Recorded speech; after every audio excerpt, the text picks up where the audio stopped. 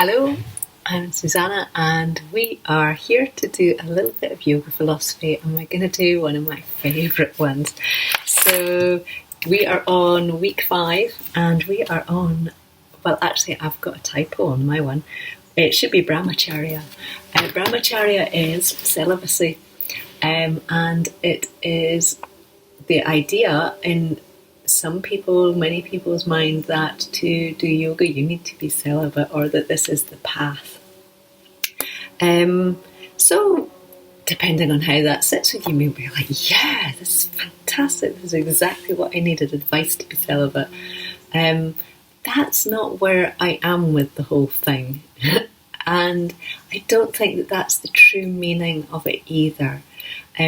Brahmacharya, it comes from Brahmin, so Brahmin being God, and the idea the idea of yoga is to lead towards to a spiritual path, and I suppose in that frame of language to God, whether God is a thing for you or is it whether it's not. It's this idea that we are behaving in a way that brings us closer to that which is beyond us, which is one of my interpretations of what God is, which is a little bit floaty, I appreciate, but it's what seems to work well for me. So when I think of, I've been to yoga things which have been very big on the whole celibacy, kind of desire for sex is wrong. I'm thinking, no, not wrong.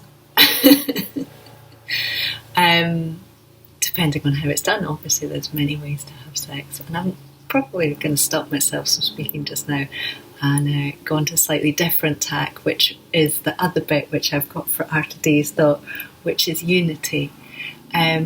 So unity, I think, is important to come back to as a concept when we're doing yoga, and for me it relates to Brahmacharya. So when we are doing yoga, we're not wanting to do yoga with our shoulder. So it's not just this bit that's going to be moving, so this is just my shoulder moving.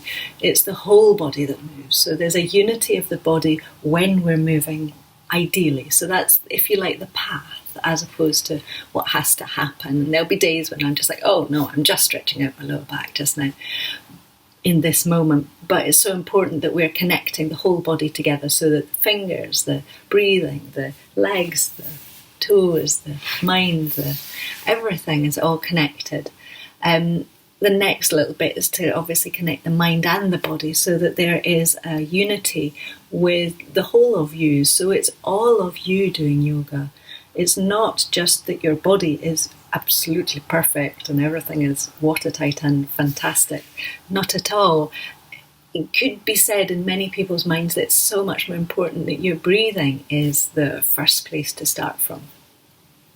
So when I teach yoga, often I teach from a physical body movement point of view, because that's what tends to suit the world that we live in just now and suits the concept that we have of yoga.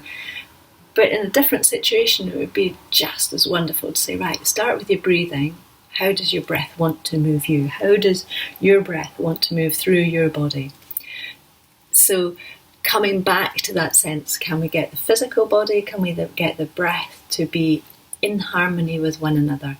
And then beyond that, we can start to expand out and out. So there's the physical body in the mind, the physical body in the breath.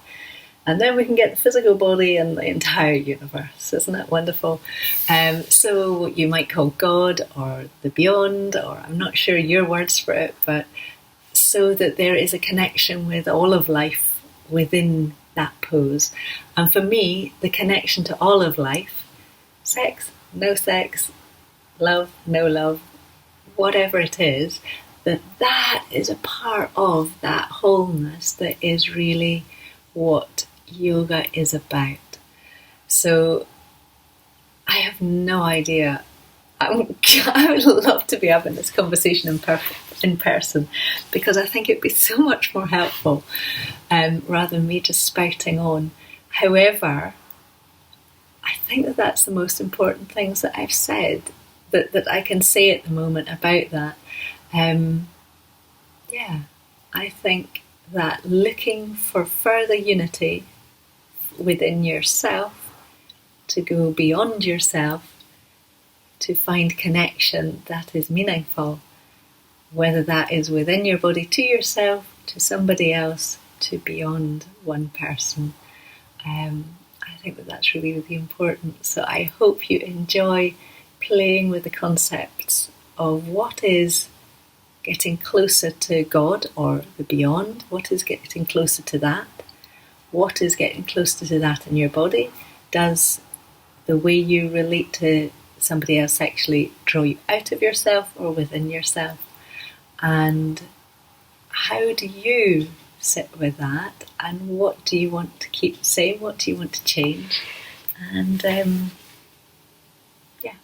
what do you want to experience again? What do you value, and what is going to help you with your yoga? Because this is not about somebody else's view of what you should be doing or should not be doing.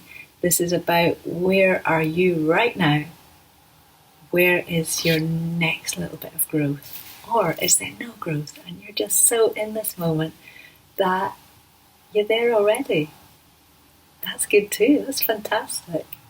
You're like, stop Susanna talking, because I'm here.